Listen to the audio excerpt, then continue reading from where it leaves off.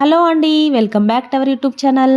ఈరోజు నేను ఒక మంచి నాన్ వెజ్ రెసిపీతో మీ ముందుకు వచ్చానండి. అదే మటన్ రెసిపీ చూపిస్తున్నాను. మనం నార్మల్గా చేసుకునే మటన్ రెసిపీ కాకుండా ఈరోజు నేను మెంతి కూరతో మటన్ రెసిపీ చూపిస్తున్నాను. ఎంత ఎక్సలెంట్గా ఉందో, సూపర్ రెసిపీ అండి.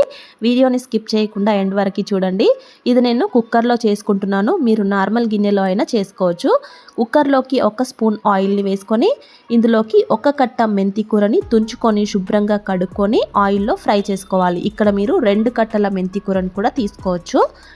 ఇలా మెంతి కూర ఆయిల్లో మంచిగా ఫ్రై చేసుకొని ఇప్పుడు ఈ మెంతి కూరని మొత్తం ఒక మిక్సీ జార్లోకి వేసి పెట్టుకుందాము. ఇది చల్లారిన తర్వాత మనం పేస్ట్ చేసుకోవాలి. ఇప్పుడు ఇదే కుక్కర్లోకి ఇంకొక 3 స్పూన్స్ వరకు ఆయిల్ని వేసుకోండి. ఆయిల్ వేడెక్కిన తర్వాత 3 పెద్ద సైజు ఉల్లిపాయల్ని ఇలా చిన్న ముక్కలుగా కట్ చేసుకొని వేసుకొని ఫ్రై చేసుకోవాలి. నేను కొద్దిగా ఆనియన్ ఎక్కువగా వేసుకుంటున్నాను. ఇలా ఆనియన్ ఎక్కువగా వేసుకోవడం వల్ల మనకు గ్రేవీ అనేది థిక్గా వస్తుంది. ఇప్పుడు ఇందులోకి 1/2 స్పూన్ సాల్ట్ని కూడా వేసుకొని ఆనియన్ని కొంచెం ఫ్రై చేసుకోవాలి. అలాగే ఒక పచ్చిమిరపకాయని కూడా ఇలా కట్ చేసుకొని వేసుకొని ఫ్రై చేసుకోవాలి. ఈలోపు ముందుగా మనం ఫ్రై చేసి పెట్టుకున్న మెంతి కూరని అలాగే 1 కట్ట పుదీనాని కూడా వేసుకోండి. ఈ రెండింటి ఫ్లేవర్ చాలా బాగుంటుంది. ఈ రెండింటితో ఇలా పేస్ట్ చేసుకొని పక్కన పెట్టుకోండి. ఇప్పుడు ఆనియన్ని చూస్తే ఈ విధంగా ఫ్రై అయిపోయింది. కొంచెం లైట్గా పింక్ కలర్లోకి వస్తే సరిపోతుంది. ఇప్పుడు ఇందులోకి 1 స్పూన్ పసుపును వేసుకోండి. 1.5 టేబుల్ స్పూన్ వరకు అల్లం వెల్లుల్లి పేస్ట్ని కూడా వేసుకొని ఇవి 2 పచ్చి వాసన పోయేంత వరకు ఆయిల్లో కొద్దిసేపు ఫ్రై చేసుకోవాలి. ఇలా ఫ్రై అవ్వగానే ఇప్పుడు శుభ్రంగా కడిగి పెట్టుకున్న మటన్ని వేసుకోవాలి. ఇలా మటన్ని మొత్తం వేసుకొని ఈ మటన్ని కూడా ఇలా ఆయిల్లో బాగా కలుపుకుంటూ ఫ్రై చేసుకోవాలి.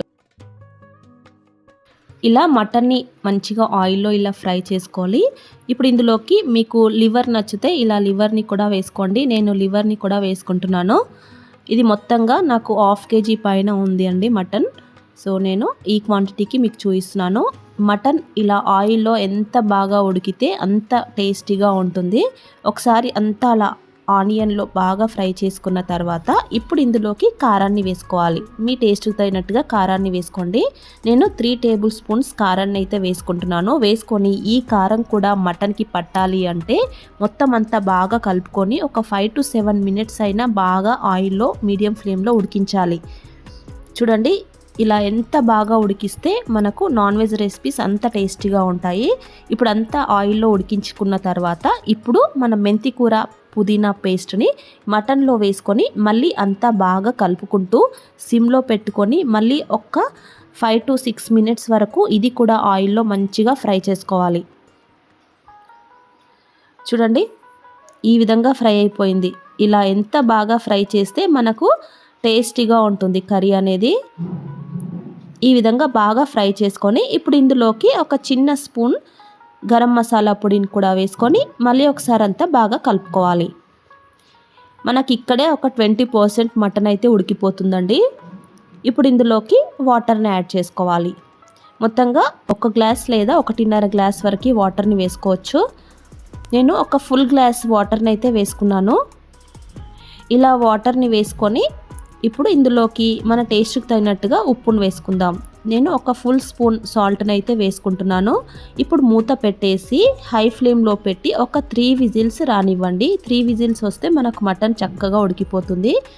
3 విజిల్స్ తర్వాత ఇప్పుడు మూత తీసి చూస్తే చూడండి మటన్ ఎంత కలర్ఫుల్గా ఉందో, ఆయిల్ అంతా పైకి తేలుతూ ఎంత బాగుందో.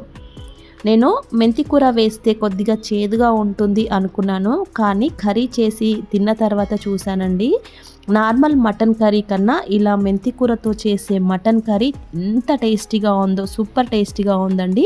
మీరు కూడా తప్పకుండా ఇదైతే ట్రై చేయండి. ట్రై చేశాక ఎలా వచ్చిందో మాత్రం కామెంట్ చేయడం మర్చిపోకండి. అలాగే ఛానల్ని సబ్స్క్రైబ్ చేసుకోండి. Thank you for watching.